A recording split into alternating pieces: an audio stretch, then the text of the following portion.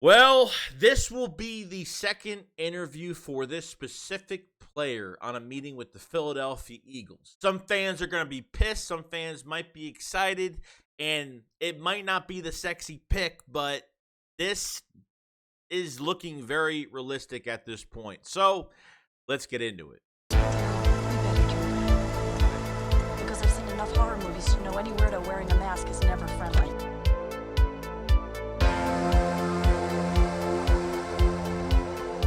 Yeah, what is going on, guys? I hope everyone's having a fantastic day today. I hope everyone's enjoying themselves now. The draft is coming up soon, okay? And we have to talk about the offensive line. And yes, I understand everybody wants a skill position player. Offensive line is not the sexy pick in the draft. I understand that, especially when it's a high pick. But there's a lot of teams out there, okay, that don't value trenches. This is why the Eagles have always had a good offensive line. Why the Eagles have Pro Bowlers on this offensive line year in and year out for consistent years, and why we have 1,000-yard running backs. Any running back that comes into the building is almost 1,000-yard running back the last couple years. Okay? Even before that, the Eagles have always been good in that offensive line. You stay healthy, you could stay out without the whole entire year. This is what you get every single year. Helps your quarterback, helps everything. The offensive line, other than the quarterback, is the most important position, because without the offensive line, you have no time to throw these beautiful passes to these, fantastic wide receivers and get these openings. Some of these tight ends and these running backs have room to run, and Jalen Hurts being a weapon within himself, especially with the run game, especially with just him with the ball in his hands, has been absolutely amazing. We've seen it a million times, but to talk offensive line and why it would make sense, and news has come up, okay, and we already kind of talked about it last week, but this is going to be the second meeting Washington Troy Fantanu, if I'm saying his name right. Fantanu. I'm trying to say his name the right way. Now from Washington, and now this is going to be interesting, because I know he had a private workout with Jeff Stalin. They've met up, they've already met up at the combine. The second meeting, which is almost, you get a second meeting after a combine, it's a really good sign that there is legit a lot of interest there. Okay, now Fantanu was a big recruit going into college as a pure guard. Okay, 6'4", 317 pounds. Okay, he redshirted his 2019 season, and then 2020 was a reserve lineman. Then in 21, he only had 3 starts. He had 2 at left tackle, 1 at left guard. And then the next 2 seasons, he was a full-time starter, 2022 and 2020, as a left tackle. Okay, and one of the most versatile, one of the most really good high ceiling type players that you can get in the late first to maybe the early second. But Fantanu is scheduled to be at least a late first round pick at this point, whether you move up with one of those second round picks or you move back from 22 and go get him. Now, I know a lot of people are gonna say, well, he hasn't really had a lot of time at guard, which he has not.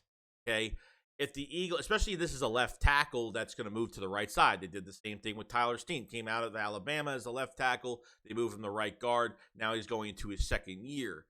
Now, if I think there's a lot of trust put into Jeff Stalin. If he feels like the versatility is very promising with a specific player, an offensive lineman, I feel that you have to kind of trust him in that, and especially if Stalin is having these private workouts with guys, okay, to move a guy on the opposite side, you may think it's easy, but it's definitely not. I remember a few years ago, it was a while ago, remember Lane Johnson actually moved to the left side for one game because of Jason Peters not being in. I remember, like, it's not the same. Your body moves differently when you're on the opposite side. But this is a guy that has played guard, but not a lot of guard, especially right guard. Okay, if they feel that he can come right in as a guard, kick him out to right tackle, maybe in the future for Lane Johnson, it would make a lot of sense, because you don't want to redshirt a first-round pick. Okay, that's the one thing this is the one thing I don't like about drafting a guy that hasn't played much of guard, and if he's more of a tackle like can he do enough in the offseason program to where they can put him at right guard and they'll have no problem with him? Okay. Because he really hasn't had too many starts at guard, especially since he's more on the left side than the right side. So it definitely makes me a little nervous, but I have to trust the coach's judgment, especially Jeff Stoutland, on all of this. Okay, so he could be a late first-round pick. The Eagles could trade back from 22, or they can move up with the second-round pick if that's what they want to do. You know, kind of like J.C. Latham from Alabama. This is a guy that's a tackle that is very athletic, that can play that right guard spot right now. I think Latham is the one that can start right now at guard. Okay, and then when Lane retires in a couple years, you move J.C. Latham back to right. You move him to right tackle, and you're set for that position for years. Okay, so you have to. In Jeff Stoutland's offensive line, usually when you're not a starter, you have to know two positions beyond the roster. Period for his offensive line and what he wants. But when you're drafting like this, that J.C. Latham could be a day 2 pick. That he will be a day 2 pick.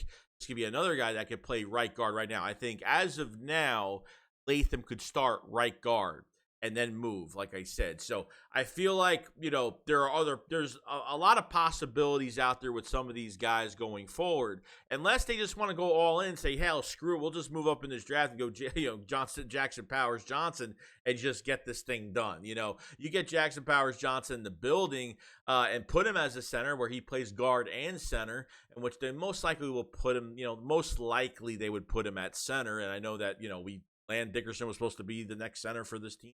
All-pro, you know, left guard. You know, the left side, Land Dickerson got locked up. Jordan Mailata got locked up in contract, so your left side is good for the future. Now you have other avenues to go on with Jackson Powers Johnson. You know, you have to move up a little bit, top 15, probably 16.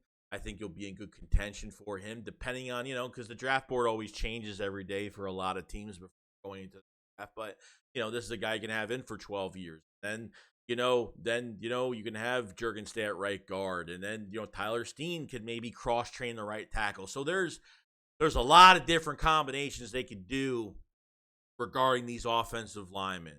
Okay, so I like the Troy Fantanu guy a lot.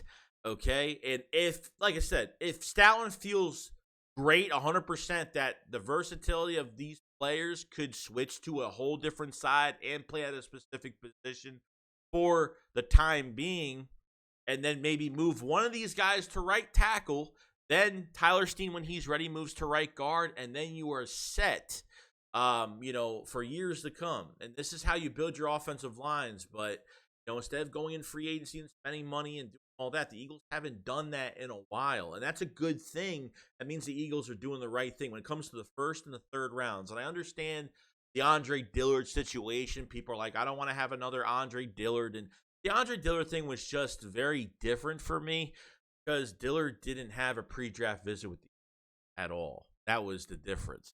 Okay. And that was a heavy defensive draft. Okay. The Eagles went offense. They went to total ops. That was very heavy defensive draft. Very heavy at the They went offense to that. So, like I said, there's a lot of different combinations. I understand it's not a sexy pick. I get it. And I know you're going to be, if you're not drafting one in the first round, you're drafting one. It's going to happen.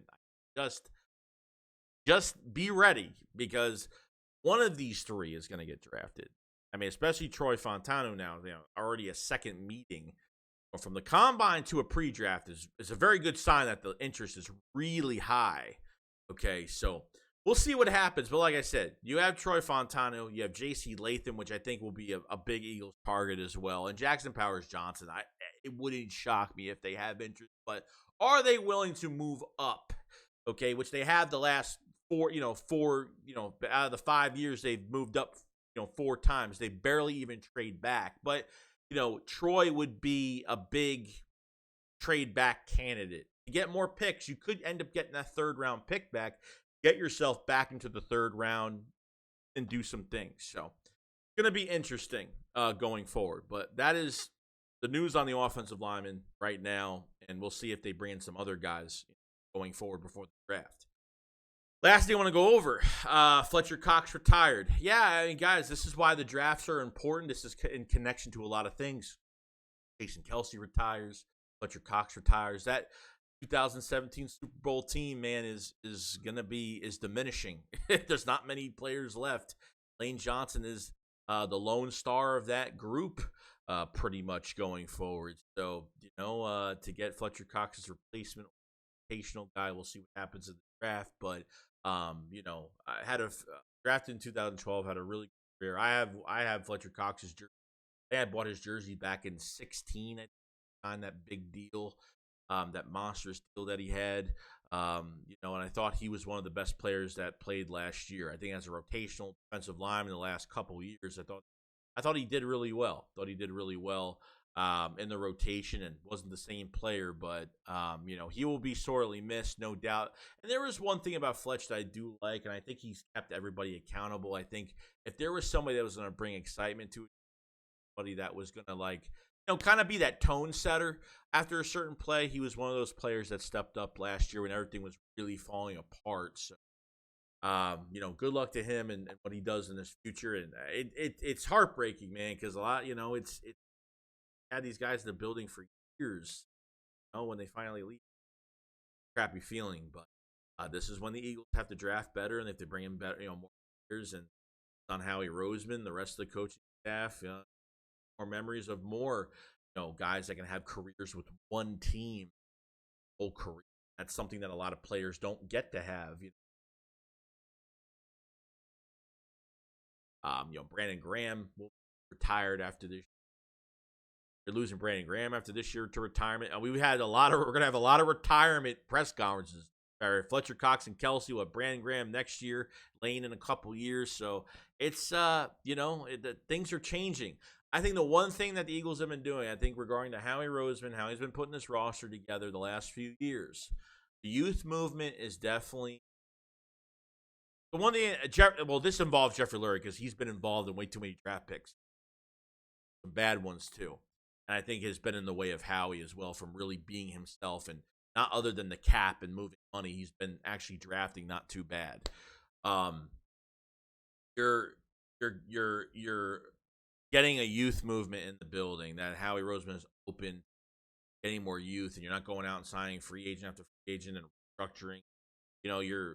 You're always going to free up money, but they want to try to draft better than they do go out and don't build your team through free agents. Build it through the draft. The better you build through the draft, the less money you spend in free agency, the more money you'll have in free agency. Okay, and you won't be $73 million over the cap like we years ago. After the Super Bowl, always over the cap, like $70 million, $73 million. You have to free up all that money just to get under the cap and try to sign at least one or two players, barely even that. But I think we saw from Howie Roseman with more cap under his belt. This was the first time you were north of $46.5 million going to free agency. That's a lot of money. The Eagles really never really have that. But I think he's done a good job, other than maybe one move. I think he's done a good job. One questionable. But guys retire, and you have to welcome you. That's where we're going. Other than that, guys, that's pretty much it. Let me know what you guys think about the offensive lineman in general. Who do you think? What do you think of Troy Fantanu coming to the Eagles? Would you trade up? Would you trade back? Where would you trade an offensive lineman? Or is there another one that whether it's Jason Statham or else or Beebe as well in the second round? It's another guy they could go after. Guys, let me know. I'll see you guys on the next one. Thanks. What up, Fall Slide? Peace out, guys. Peace.